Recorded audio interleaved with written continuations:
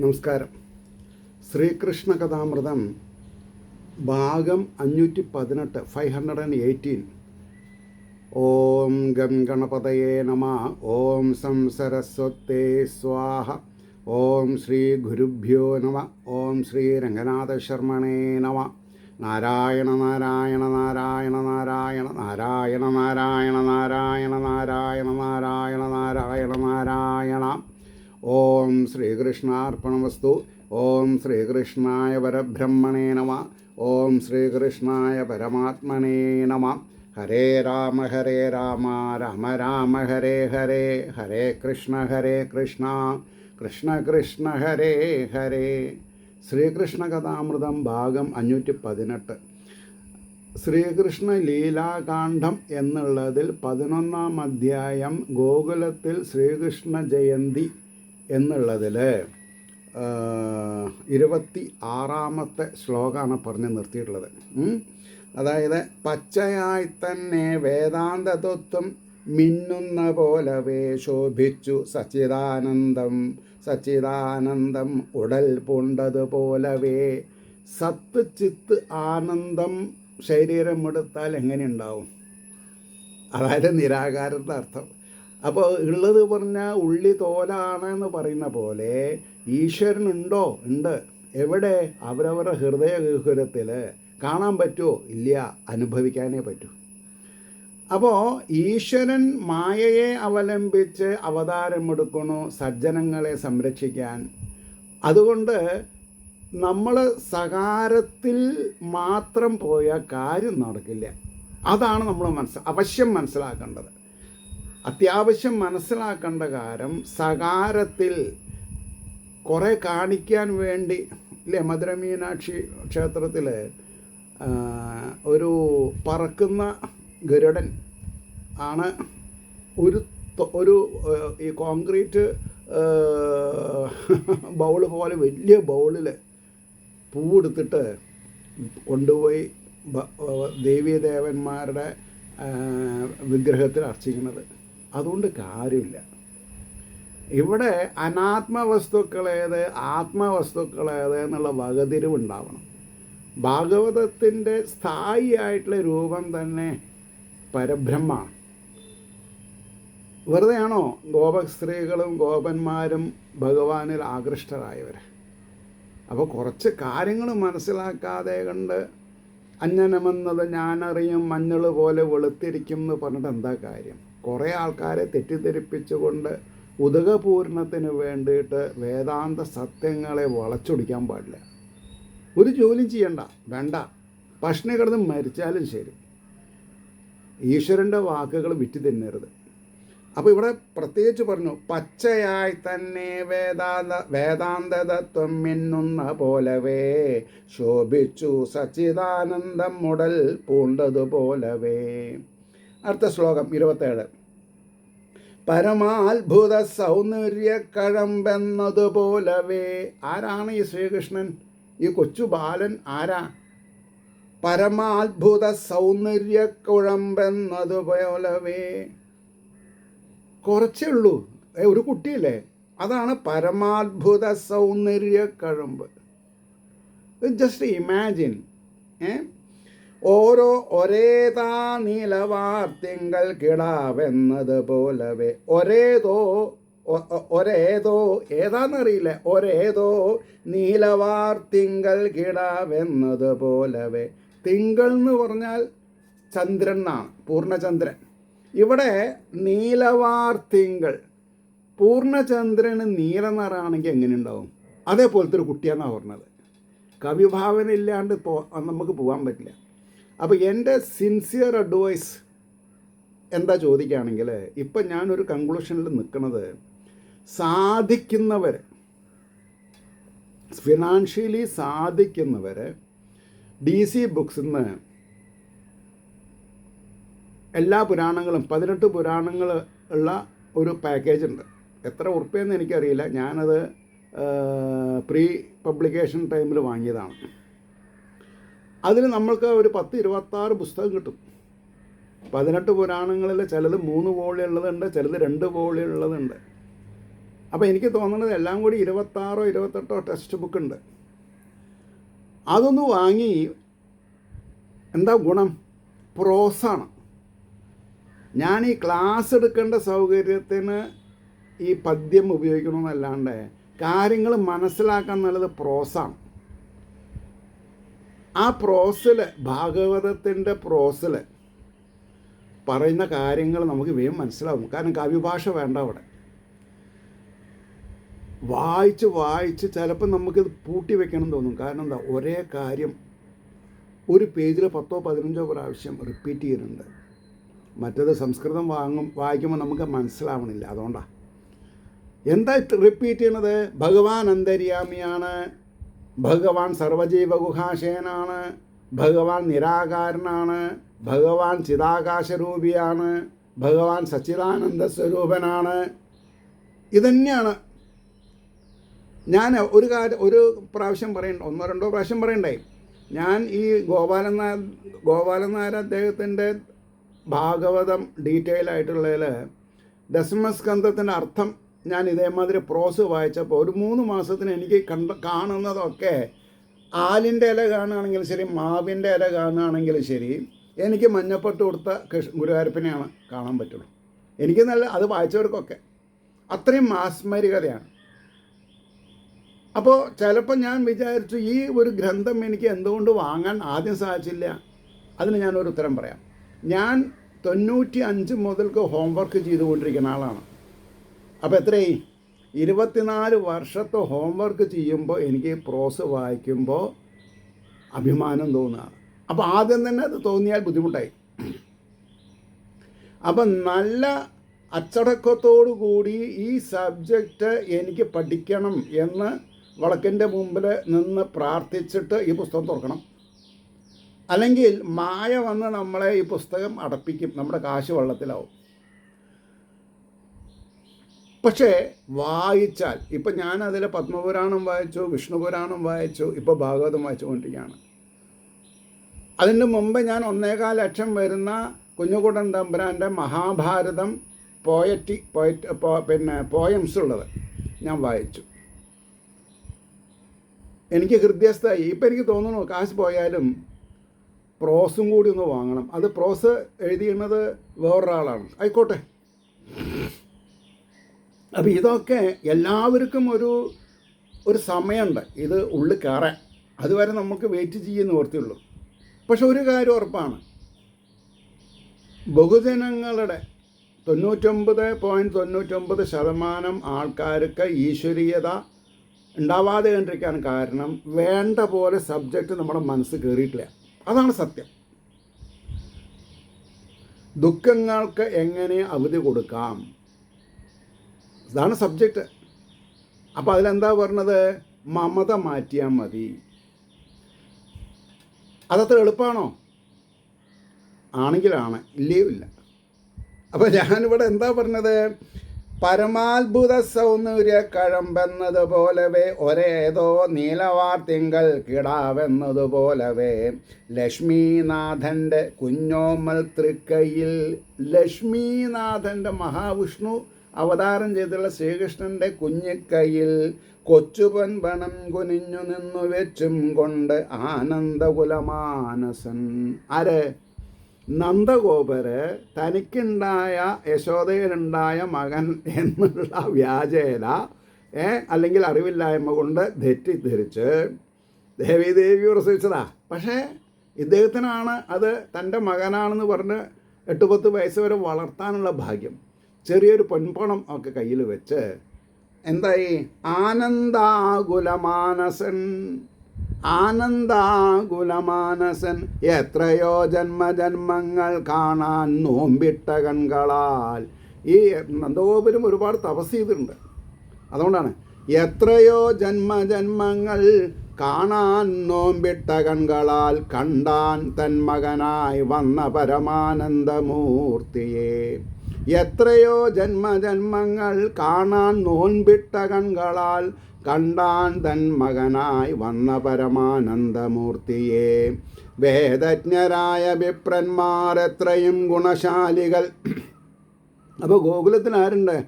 വേദജ്ഞരായ വിപ്രന്മാർ, വേദങ്ങൾ പഠിച്ചിട്ടുള്ള ബ്രാഹ്മണ ശ്രേഷ്ഠന്മാർ, ഗുണശാലികൾ ചെയ്യിച്ചു നന്ദനെ കൊണ്ടു ജാതകർമ്മം യഥാവിധി. ജാതകർമ്മം യഥാവിധി വേണ്ട പോലെ അവർക്കു പട്ടും പണവും ധാരാളം ചെയ്തു ദക്ഷിണ വന്നിടും ബ്രാഹ്മണർക്കെല്ലാം പശുദാനങ്ങളെത്രയും. അപ്പോൾ ഇത് ദേവകി നന്ദഗോപർക്ക് പ്രായമായ സമയത്ത് ഒരു ആൺകുട്ടി ജനിച്ചു എന്ന്, അത് നീലവാർത്തിങ്കൾ പോലെയാണ് എന്നൊക്കെ കേട്ടോടുകൂടി വളരെയധികം ബ്രാഹ്മണ വേദജ്ഞന്മാർ വരിവരിയായിട്ട് വരിക, ആശീർവാദം ചെയ്യുക, അവർക്കൊക്കെ പശുദാനം ചെയ്യുക, പട്ടും വളയും കൊടുക്കുക, അല്ലെങ്കിൽ കാശും കൊടുക്കുക. അപ്പോൾ വന്നവരോട് പറഞ്ഞു, എൻ്റെ മകൻ്റെ ജാതകർമ്മം ചെയ്യണം. അപ്പോൾ അവർക്ക് പട്ടും പണവും ധാരാളം ചെയ്തു ദക്ഷിണ വന്നിടും ബ്രാഹ്മണർക്കെല്ലാം പശുദാനങ്ങൾ എത്രയും വിധിപ്രകാരം ചെയ്തു തൻ. ആ വിധിപ്രകാരം എന്നുള്ള വാക്കിന് വളരെയധികം ഇതുണ്ട്. ഈ ദാനം കൊടുക്കുമ്പോൾ പറയേണ്ട ചില മന്ത്രങ്ങളുണ്ട്, ദാനം വാങ്ങുന്ന ആൾ പറയേണ്ട ചില മന്ത്രങ്ങളുണ്ട്. ഈ രണ്ടും മന്ത്രങ്ങളില്ലാതെ കൊണ്ട് ദാനം ചെയ്താൽ ദാനാവില്ല. അതിപ്പോൾ എങ്ങനെയെന്ന് ചോദിച്ചാൽ, അറിഞ്ഞ് ട്രീറ്റ്മെൻറ്റ് ചെയ്യണതും അറിയാണ്ട് ഫ്ലൂക്കിൽ ട്രീറ്റ്മെൻറ്റ് ചെയ്യണതും കൂടിയിട്ട്. MBBS പഠിക്കാതെ കൊണ്ട്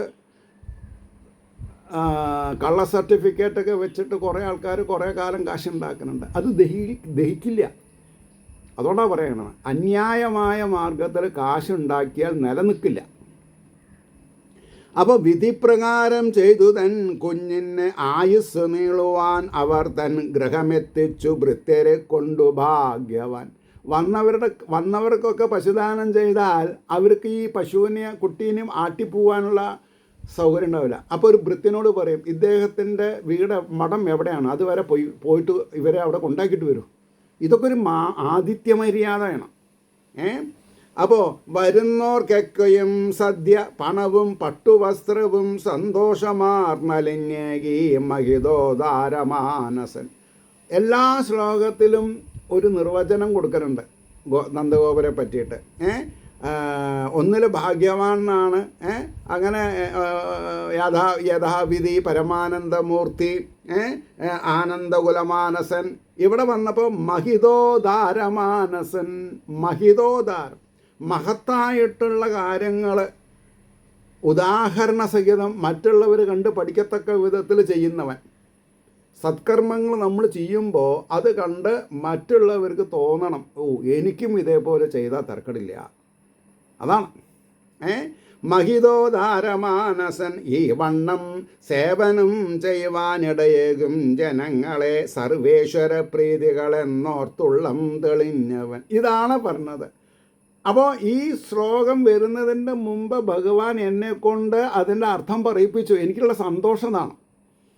ഞാനിത് വായിച്ചിട്ടുണ്ടെങ്കിലും to be very frank with you, എനിക്ക് അധികമൊന്നും മാർക്ക് ചെയ്യാൻ പറ്റിയില്ലതല്ലേ. കാരണം വായിച്ചിങ്ങനെ പഠിച്ചു പോവാണ് ഞാൻ. അപ്പോൾ ഇവിടെ എന്താണ്, ഈ വണ്ണം സേവനം ചെയ്യുവാനിടയേക്കും. കാശുള്ളവർക്ക് മുഴുവൻ ഭഗവാൻ ഇതേപോലെ ദാനധർമ്മങ്ങൾ ചെയ്യാനുള്ള അനുഗ്രഹം കൊടുത്തിട്ടുണ്ടോ? ഇല്ല. കൊടുത്താൽ കമ്മിയാവെന്ന് വിചാരിക്കുന്ന ദുഷ്ടന്മാർക്ക് ഭഗവാൻ ഭക്തി കൊടുക്കില്ല. ഭക്തി ഉള്ളവർക്ക് മാത്രമാണ് ദാനധർമ്മങ്ങൾ ചെയ്യണമെന്ന് തോന്നുള്ളൂ. അപ്പോൾ ഭക്തിയുടെ ഉദാഹരണം നമ്മൾ ചെയ്യുമ്പോൾ അതിൽ ആകുലപ്പെടുന്നവരാരാ? ഭക്തി ഇല്ലാത്തവർ. ഇപ്പം ഞാൻ തന്നെ പറയുണ്ടായിട്ടുണ്ട്, 2001 എൻ്റെ സപ്താഹം കുറിച്ചു. അത് കഴിഞ്ഞിട്ടാണ് എന്നെ വത്സല ശിഷ്യനാണ് എൻ്റെ ഗുരുനാഥൻ പലപ്പോഴും എഴുത്തെഴുതുമ്പോൾ പറഞ്ഞിട്ടുള്ളത്. വത്സല ശിഷ്യൻ. അത് ഞാനൊരു 1000 പ്രാവശ്യം ഓരോന്ന് വായിക്കും. ആ വത്സല ശിഷ്യൻ വായിക്കുമ്പോൾ മനസ്സിലുണ്ടാകുന്നൊരു സ്പിരിറ്റുണ്ട്. അത് നമ്മൾക്ക് വാത്സല്യം ഇല്ലാതെ കണ്ടാണോ വളർന്നത് ചോദിച്ചാൽ അങ്ങനെയല്ല. കാരണം ഒന്നാമത് 21 വയസ്സിൽ എൻ്റെ അച്ഛൻ മരിച്ചു. അമ്മാവന്മാരൊന്നും അങ്ങനെ വലിയ പറയാൻ പറ്റില്ല. അപ്പോൾ ഒരു പ്രായമായിട്ടൊരു ആൾ നമ്മളെ വത്സല ശിഷ്യൻ എന്നിങ്ങനെ പറയുമ്പോൾ അതിന് പറയാൻ സാധിക്കാത്ത അനിർവചനീയമായ ഒരു ടേസ്റ്റ് ഉണ്ട്, ഒരു ആത്മീയ നിർവൃതി ഉണ്ട് അതിൽ. അതുകൊണ്ടാണ് പറഞ്ഞത് ഈ വണ്ണം സേവനം ചെയ്യുവാൻ. അപ്പം ഞാൻ പറഞ്ഞു വന്നത് എന്താ വിചാരിച്ചാൽ, അന്ന് അറിഞ്ഞുകൊണ്ടാണ് ഞാൻ ചെയ്തത്. ഈ രണ്ട് മഹാന്മാരുടെ ഈശ്വരയുടെ ഇദ്ദേഹത്തിനും പിറന്നാൾ ഗംഭീരമായിട്ട്. അപ്പോൾ ഈശ്വരൻ്റെ അനുഗ്രഹം ഇല്ലാത്തവരൊക്കെ എന്നെ ദേഷ്യപ്പെട്ടു എന്നോട്. താൻ തന്നെ എന്നോട് പറയാം, താൻ തന്നെ ഒട്ടപൂജ്യം. ഞാൻ ഉള്ളിൽ ചിരിക്കുക ചെയ്യണത്.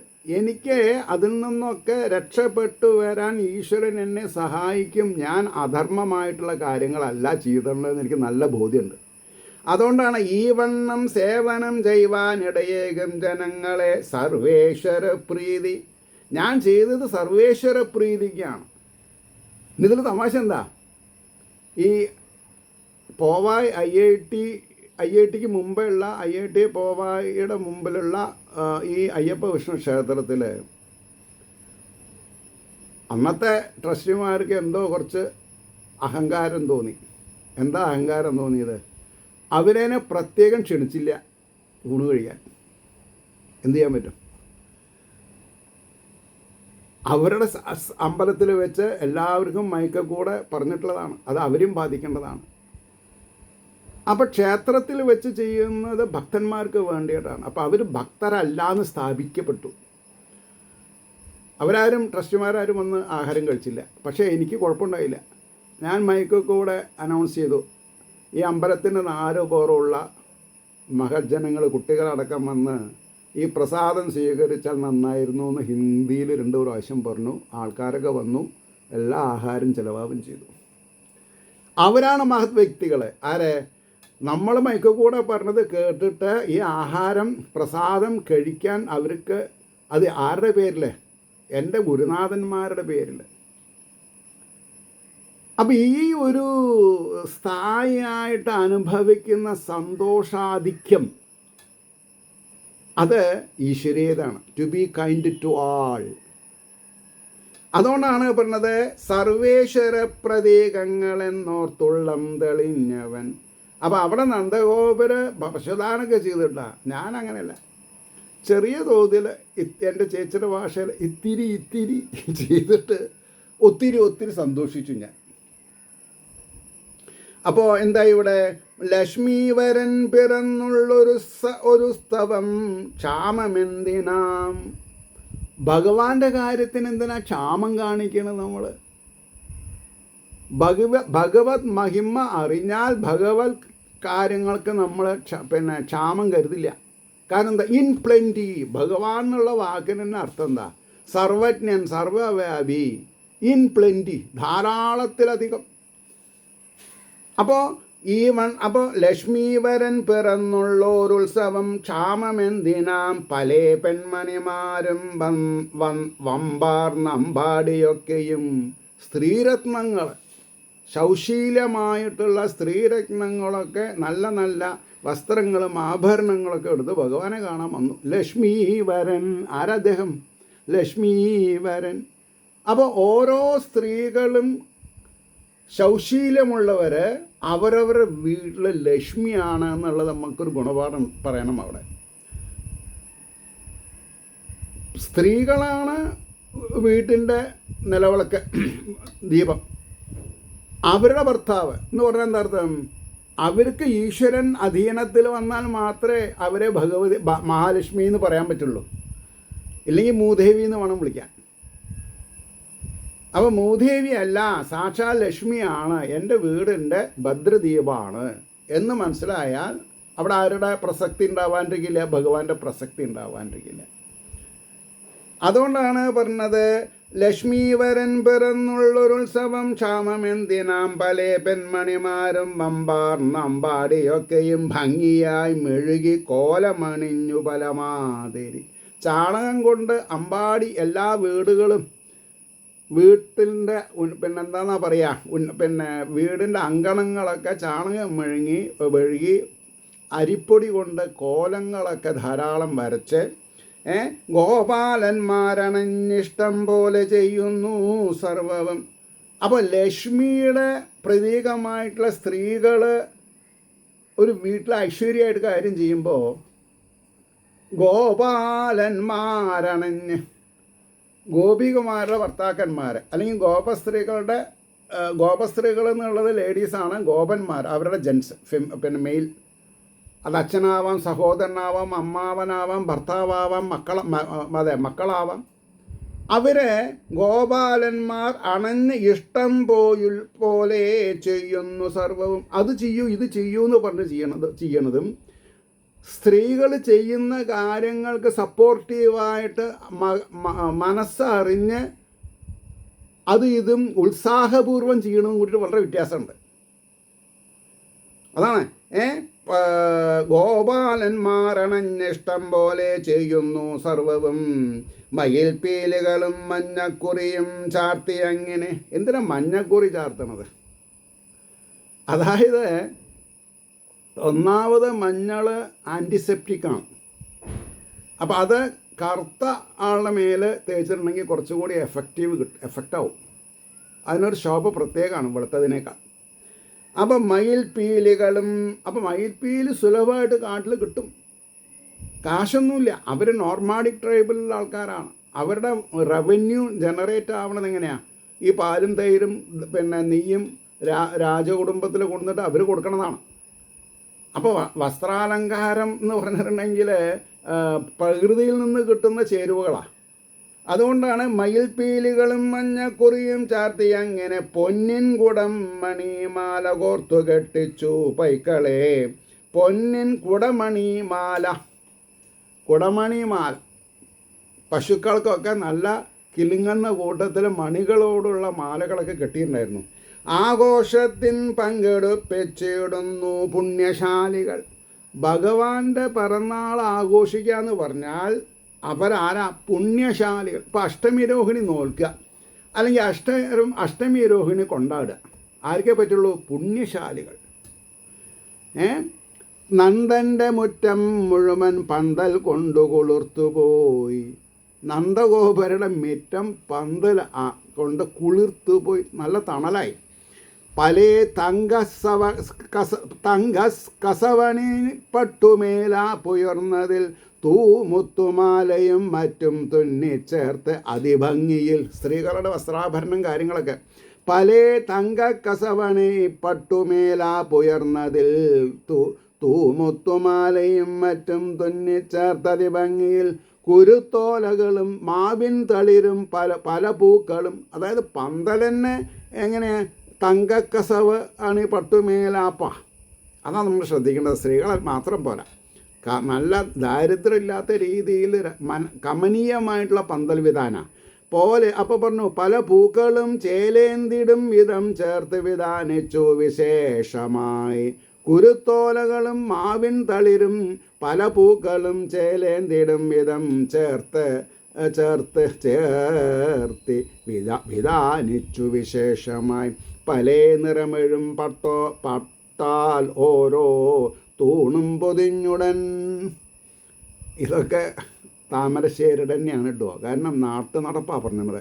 പലേ നിറമെഴും പട്ടാൽ ഓരോ തൂണും പൊതിഞ്ഞുടൻ പഴുക്ക അടയ്ക്ക കുലകൾ ഇളനീർ കുല വെറ്റില. അല്ലേ? ഈ പിന്നെ കളമെഴുത്ത് പാട്ടിനൊക്കെ അലങ്കാരം ചെയ്യും. എങ്ങനെ? പഴുക്കടയ്ക്ക, പിന്നെ എന്താണെന്നാ പറയുക, ഇളനീർക്കുല, തെങ്ങിൻ്റെ ഇളനീർക്കുല. അത് കാണാൻ തന്നെ ഒരു പച്ചപ്പ് ജാസ്തി ഉണ്ടാവും. അതിന് പ്രത്യേകിച്ച് ചെന്തങ്കാണെങ്കിൽ പിന്നെ പറയും വേണ്ട. പിന്നെ വെറ്റില അലങ്കാരം ചെയ്യും. വെറ്റില ഈ കുരുത്തോല തൂക്കിയിട്ടുള്ള ഈർക്കളിയിൽ വെറ്റില തൂക്കുക. കുലവാഴകളും കെട്ടിച്ചമച്ചു വേണ്ട മാതിരി അങ്ങിങ്ങ് ഓരോ കൊടിക്കൂറ കാറ്റിൽ പാറി കളിക്കയായി. ഒരു ഉത്സവാന്തരീക്ഷമാണ് സൃഷ്ടിച്ചത്. ഉണ്ണിയെ കണ്ടണഞ്ഞമ്പാർന്നണയുന്ന ജനാവലി വിശാലമായൊരു മുറ്റത്തെങ്ങെങ്ങും വിലസിടവേ. കുട്ടികളെ കാണാൻ വരുന്നവരുടെ തിരക്ക്, കുട്ടികളെ കണ്ട് കുട്ടിയുടെ ആകാര ഭംഗി. ഏത്? എന്താ പറഞ്ഞത്, പിന്നെ നീലവാർത്തിങ്കൾ, അങ്ങനെ പല ഉദാഹരണങ്ങളുണ്ടായി ഇതിൽ. അതൊക്കെ ഇങ്ങനെ പറഞ്ഞ് രസിക്കുകയാണ് അവർ. ഇങ്ങനെ കണ്ടിട്ടില്ല എന്ന് എങ്ങനെ കാണുക. നന്ദഗോപരെ പോലെ ഭഗവാനെ നോക്കി വളർത്തണം എന്നുള്ള ഭക്തി പ്രമാണം ആർക്കും ഉണ്ടായിട്ടില്ല. അങ്ങനെയാണ്. എൻ്റെ കാർന്നവർ ഒരു സരസ്സായിട്ടൊരു വിറ്റടിക്കും. ഇപ്പം അമ്പലത്തിൽ ഒരു വിശേഷം നടക്കുകയാണ്. ഒരു വീട്ടിലുള്ളവരൊക്കെ വരുന്നുണ്ട്, ഓരോ വീട്ടിൽ നിന്ന് എല്ലാവരും വരുന്നുണ്ട്. എങ്ങനെ അലങ്കോലമായിട്ടാണ് വീട് അലങ്കോലാക്കിയിട്ടാണ് വരണത്. അത് വലിച്ചിട്ടു ഇത് വലിച്ചിട്ടു ഏതാ ചേരാത്തത് എന്നറിയാതെ കണ്ട് കബോർഡിലുള്ളതിനേക്കാൾ ജാസ്തി കബോർഡിൻ്റെ പുറത്താണ്. അപ്പോൾ ആ സമയത്ത് ഭഗവാൻ പറയും, ഇന്ന ആളുടെ വീട്ടിലേക്ക് ഞാനും വരണമെന്ന് പറഞ്ഞാൽ വേണ്ടാന്നേ പറയുള്ളൂ. കാരണം എന്താ? വീട്ടിലത്തെ അലങ്കോലം കാരണം. അത് സന്തോഷം കൊണ്ടാണെങ്കിലും സന്താപം കൊണ്ടാണെങ്കിലും ശരി. അപ്പോൾ ഈശ്വരനെ ഇപ്പോൾ ഒന്നും വേണ്ട, ഞായറാഴ്ച ബീഫ് കഴിക്കണം എന്ന് പറഞ്ഞ തൈക്കലിക്ക് ഭഗവാൻ പറയുകയാണ്, ഇന്ന് ഞാൻ അവിടെയാണ് അമൃതത്തേത് പറഞ്ഞാൽ ഇന്ന് പറ്റില്ല കേട്ടോ, ഇന്ന് ഞങ്ങൾ നോൺ വെജിറ്റേറിയനാണ്. എന്നെ ചിലവർ വിളിക്കും, വീട്ടിലേക്ക് പിന്നെ ക്ഷണിക്കും. പക്ഷെ അവർക്ക് അറിയാം ഞാൻ പ്യുവർ വെജിറ്റേറിയൻ എന്നറിയാം. അപ്പോൾ അവർ ആഴ്ചയും പക്കൊക്കെ നോക്കിയിട്ടേ വിളിക്കുള്ളൂ. ഞാൻ പോവാറില്ല, അത് വേറെ കാര്യം. അത് ഈ സപ്താഹാചാര്യൻ എന്നുള്ളൊരു അമേച്ചർഷിപ്പ് എന്നെ വല്ലാണ്ട് രക്ഷിച്ചിട്ടുണ്ട്. അപ്പോൾ ഞാൻ ഈ ഒന്നാമത് ഈ അടിയന്തരം ഒന്നും ഇപ്പോൾ ആരും നടത്താറ് പതിവില്ല, ഞാൻ പോവാറുമില്ല. കാരണം ദുഃഖമല്ല, എന്നെ സംബന്ധിച്ചിടത്തോളം ആനന്ദം, പരമാനന്ദം, സച്ചിദാനന്ദം, ചിന്മയാനന്ദം. അപ്പോൾ ഒരു മരണ വീട്ടിൽ പോയാൽ കൂടുതൽ നേരം നിൽക്കില്ല. ഉടനെ അവിടുന്ന് നമ്മൾക്ക് ആ മരിച്ച വ്യക്തിയോട് ഉള്ള സ്നേഹാദരങ്ങൾ കൈകൂപ്പി തൊഴുത് ഒന്ന് പ്രദർശനം ചെയ്ത് ഒന്ന് മുട്ടുകുത്തി നമസ്കരിക്കും, വെച്ച് പിടിക്കും, വീട്ടിലേക്ക് വന്ന് കുളിച്ചിട്ട് എന്തെങ്കിലും കഴിക്കും. അതൊരു സിസ്റ്റമായിട്ട് മാറി. അതുകൊണ്ടാണ് പറഞ്ഞത്, ആ വിശാലമായൊരു മുറ്റത്തെങ്ങെങ്ങും വിലസിടവേ എന്തെന്താനന്ദമാർന്നീല. എന്തെന്താനന്ദമാർന്നീല എന്ന് ചോദിച്ചാൽ ഇനി അനുഭവിക്കാൻ ഒരാനന്ദവും ബാക്കിയില്ല എന്നർത്ഥം. ചിലവർ യശോദമ്മയുടെ ഗുണം പറയണു, ചിലവർ നന്ദഗോപരുടെ ഗുണം പറയണു, നീലക്കാർവർണ്ണൻ്റെ പിന്നെ എന്താ പറയുക, നീലവാർത്തിങ്കളുടെ കുട്ടികളുടെ കാര്യങ്ങൾ പറയണു. അപ്പോൾ പലതരത്തിൽ ആനന്ദം ഉണ്ടാക്കണം. എന്തെന്ത് ആനന്ദമാർന്നീല നന്ദൻ മുന്നിൽ അന്നൊരാൾ ഉന്തും തിരക്കുമായി വന്നു.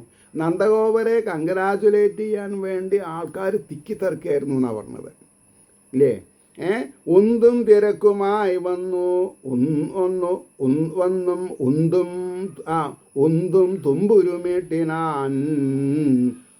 അതായത് തുമ്പുരുമീട്ടും. ചിലവർ പാടാനുള്ള കാര്യത്തിലാണ്, ഭഗവത് ലീലകൾ പാടുക. ചിലവർ മൃദംഗം കൊട്ടാൻ തുടങ്ങി. അങ്ങനെ മെല്ലെ മെല്ലെ മൃദംഗത്തിൽ മധുരധ്വനികൾക്കായി പേർ കേട്ട ഗായകന്മാർ വന്നിരുന്നാരൊട്ടു പിന്നിലായി. അയാളുടെ പിന്നിൽ പേര് കേട്ട പാട്ടുകാർ. ഇയാളെ ഒന്ന് ക്ഷീണിച്ചാൽ ഇനി അടുത്ത പാട്ട് എൻ്റെ വക കേട്ടോ. അപ്പോഴേക്കും ഒരാളുടെ പേരിൽ ലിസ്റ്റ് താൻ പാടുന്നുണ്ടോ? അങ്ങനെയായി. മെല്ലെ മെല്ലെ മൃദംഗത്തിൻ മധുരധ്വനികൾക്കായി പേർ കേട്ട ഗായകന്മാർ വന്നിരുന്ന ഒരൊട്ടു പിന്നിലായി അഭ്യാസ ബ്രഹ്മചാര്യ അനുഗ്രഹീത സ്വരശാലികൾ. അഭ്യാസം വെറുതെ പാടല്ല, അല്ലെങ്കിൽ ഈ ഒരു കോമ്പറ്റീഷന് വേണ്ടിയിട്ടൊരു 3-4 പാട്ട് പഠിക്കണമല്ല. അഭ്യാസ ബ്രഹ്മചാര്യ അനുഗ്രഹീത സ്വരശാലികൾ. അതിനൊന്ന് സ്പ്ലിറ്റ് ചെയ്ത് പറയാം. അഭ്യാസം കൊണ്ട് സ്വരസ്ഥാനങ്ങൾ ഉറച്ചിട്ടുള്ള സരിഗമ പദ നിസ അല്ലേ, അനുഗ്രഹീത സ്വരശാലികൾ. സ്വരം പാടിയാൽ കേട്ടിരുന്നു പോകും. അല്ലാണ്ട് ഈ പാറപ്പുറത്ത് ചിരട്ട ഉരയ്ക്കണ കൂടുതലല്ല എന്നർത്ഥം. എന്താ ബ്രഹ്മചാരികൾ എന്ന് പറയാൻ കാരണം? ഇതൊക്കെ കുട്ടിക്കാലത്ത് പഠിച്ചാലേ പഠിയൂ. 60 വയസ്സ് കഴിഞ്ഞിട്ട് ഭാഗവതം വായിക്കുന്ന പോലെയാണ് 60 വയസ്സിട്ട് പാട്ട് പഠിച്ച. ഞാൻ പറഞ്ഞത് മനസ്സിലായോ? അപ്പോൾ ഭാഗവതം പഠിച്ചു 60 വയസ്സിൻ്റെ ശേഷം തർക്കമൊന്നുമില്ല, അത് കിട്ടി കാരി ഫോർവേഡിലേക്ക് പോവും. അപ്പം അങ്ങനെ എത്രയോ എന്താണെന്നാ പറയുക, ജന്മാന്തര പുണ്യങ്ങളെ കൊണ്ടാണ് വ്യക്തികൾക്ക് ഭാഗവത ഗ്രന്ഥം വാങ്ങണം എന്ന് തോന്നണത്. അഭ്യാസ ബ്രഹ്മചര്യാനുഗ്രഹീത സ്വരശാലികൾ വർണ്ണം രാഗം കീർത്തനങ്ങൾ താനം പല്ലവി എങ്ങനെ. അത് ഈ കർണാട്ടിക് മ്യൂസിക്കിൻ്റെ ഒരു ഇതാണത്. എന്തൊക്കെയാ? വർണ്ണം പാടണം, രാഗം പാടണം, കീർത്തനങ്ങൾ പാടണം, താളത്തിൻ്റെയാണ് താനം പല്ലവി തുടങ്ങി ഭക്തിഭാവത്തിൽ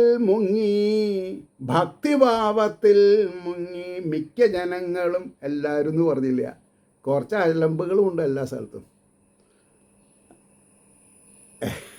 ഞാനൊരു ശിവരാത്രിക്ക് ഒരു ശിവക്ഷേത്രത്തിൽ 2-3 പ്രാവശ്യം അടുപ്പിച്ച് പോയി. അവിടെ അവർക്ക് എന്നെ ഇഷ്ടമാണ്, എനിക്കും ഇഷ്ടമാണ്. വീടിൻ്റെ അടുത്താണ്, ഇനി ചക്കുരമ്പലത്തല്ല, കുറച്ച് ദൂരം. അപ്പോൾ എൻ്റെ പ്രഭാഷണം കഴിഞ്ഞിട്ട് വേണം പിന്നെ നാടൻ പാട്ടിന്. അപ്പോൾ ഒരാൾ നല്ല കിക്കായിട്ട് വന്നിട്ട് പറയാ, ഇതൊന്ന് നിർത്തുമോ, ഞങ്ങൾ പാട്ട് കേൾക്കാൻ വന്നവരാന്ന്. ഞാൻ നിർത്തി. അപ്പോഴേക്കും സംഘാടകർ, കാരണം ഞാൻ പറഞ്ഞാൽ കേൾക്കുന്ന ആളാണ്, ആൾക്കാരെന്താ പറഞ്ഞാൽ അത് കേൾക്കും. ഞാൻ ഒരാൾ പറഞ്ഞാൽ മതി. അപ്പോൾ ഇപ്പോൾ എല്ലാ ദിവസവും കാലത്തൊരു ലൈവ് പാരായണമുണ്ട്. ഇപ്പോൾ 2-3 ദിവസമായിട്ട് എൻ്റെ FB വർക്കൗട്ട് ആവാത്തത് കാരണം ലൈവ് വേണ്ട വായിച്ചാൽ ഞാൻ വായിക്കണില്ല, വേറെ ഉള്ളതും വായിച്ചുകൊണ്ടിരിക്കും. ഒരു ദിവസം കൂടി എടുക്കും FB തുറന്നാൽ ലൈവ് തുടങ്ങുക ഞാൻ.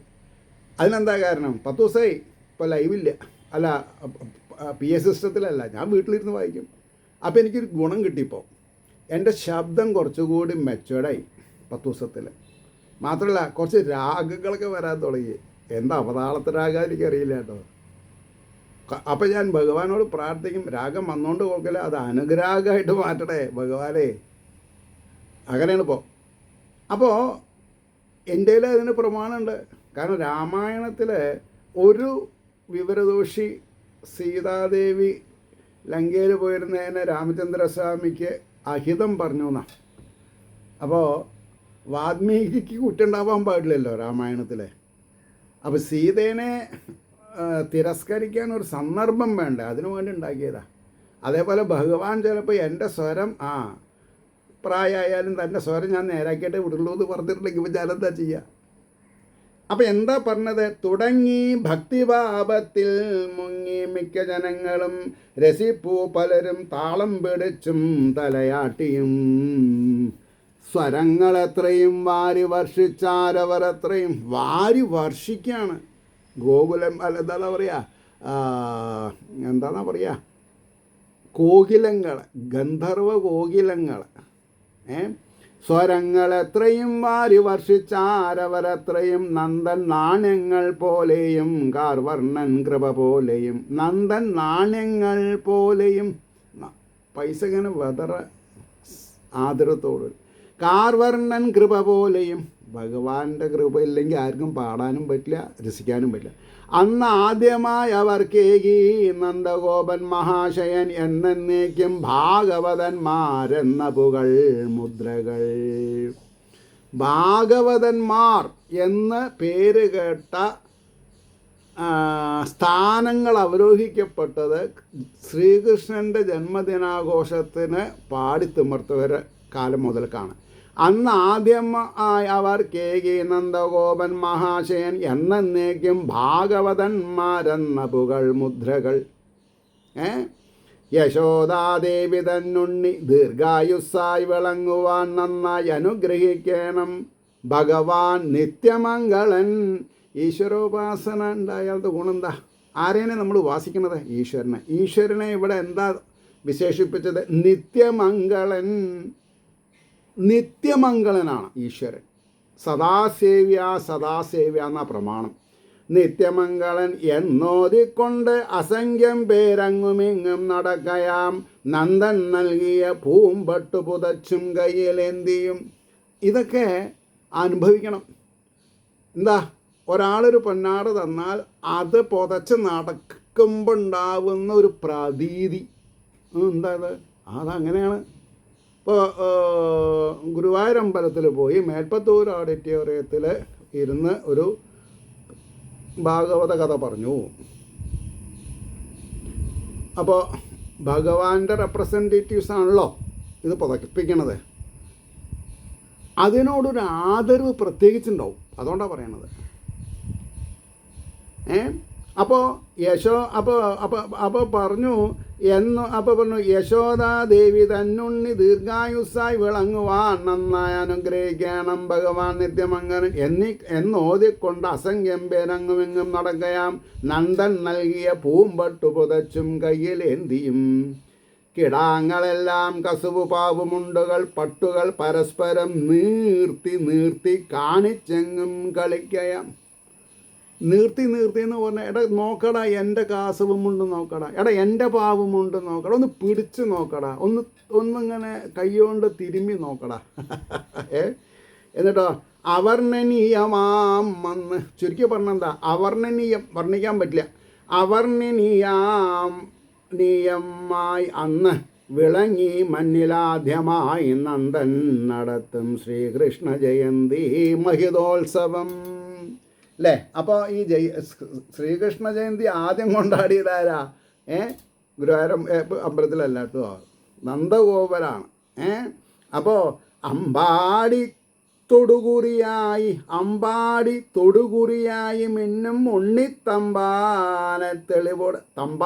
തമ്പുരാൻ എന്നുള്ള എൻ്റെ ഷോർട്ട് ഫോമാണ് തമ്പാൻ എന്ന് പറയാം. അമ്പാടി തൊടുകുറിയായി, മറ്റുള്ള ഗ്രാമങ്ങൾക്ക് അമ്പാടി ഗ്രാമം തൊടുകുറിയായി മിന്നും ഉണ്ണിത്തമ്പാനെ തെളിവോട് കണ്ടു കാഴ്ച വയ്ക്കാൻ.